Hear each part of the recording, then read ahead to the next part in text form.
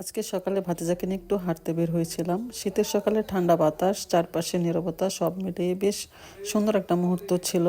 আর ওকে নিয়ে এমন করে সময় কাটাতে সবসময় আমার অনেক ভালো লাগে। ওকে নিয়ে হাঁটতে হাঁটতে চলে এসেছি পানের বরজের ভেতরে। এই তো দেখতে পাচ্ছেন, ভাতিজা তো মহা খুশি, কারণ এই প্রথম সে পানের বরজ কাছ থেকে দেখলো। ছোট্ট মুখের এই হাসিটা দেখলে মনটা বেশি ভালো হয়ে যায়। এমন সিম্পল মুহূর্তগুলোই আসলে সবচেয়ে সুন্দর। ছোট ছোট পান গাছ। আমরা আসলে বেশ কয়েকদিন যাবৎ কুমিল্লায় আমার বোনের বাসায় আছি, তাই ভাবলাম এখানকার কিছু মুহূর্ত আপনাদের সাথে শেয়ার করি। দেখো খুব ফুল গাছ লাগাইছে, কি সুন্দর ফুল। কি করলি তুই? ছোট গাছটা থেকে ফুল ছিঁড়া ফেলাইলো গো আল্লাহ, কি কাজটা করলো রে! এই যে ফুলটা তুলে ফেললো, দুষ্ট ভাতিজা। বলে হয়েছে মাত্র।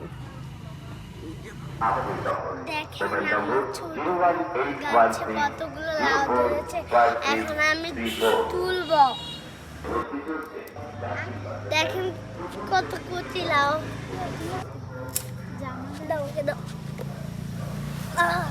দুইটা লাউ। এই তো এখন আমরা চলে এসেছি আমার বোনের সবজি বাগানে। এখানে কিন্তু প্রচুর পরিমাণ ধনেপাতা চাষ করা হয়েছে। ভাতিজার আমি মিলে ধনেপাতা তুলছিলাম। ভাবলাম যে যেহেতু গাছ থেকে দুটি কচি লাউ পেরে নিলাম, ভাতিজার আমি, বোন এটা রান্না করবে। আর ধনেপাতা না দিলে কিন্তু লাউয়ের টেস্টই পরিপূর্ণ হয় না।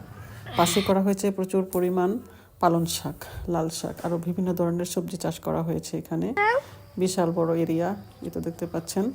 আর ধনেপাতাগুলো ওঠানোর পর ভালো করে ওয়াশ করে বেশি পরিমাণে ভর্তা করা হয়েছিল, কারণ এই ভর্তা দিয়ে খাবো আমরা আজ সকালের নাস্তা মেরা পিঠা। ও এই ছিল আজকে সকালের ফুফু ভাতিজার গল্প। ভিডিওটি ভালো লাগলে লাইক কমেন্ট শেয়ার দিয়ে পাশে থাকবেন। ভালো থাকবেন, আল্লাহ হাফিজ। মেরা পিঠা ধনেপাতা ভর্তা দিয়ে খাচ্ছে। হ্যাঁ।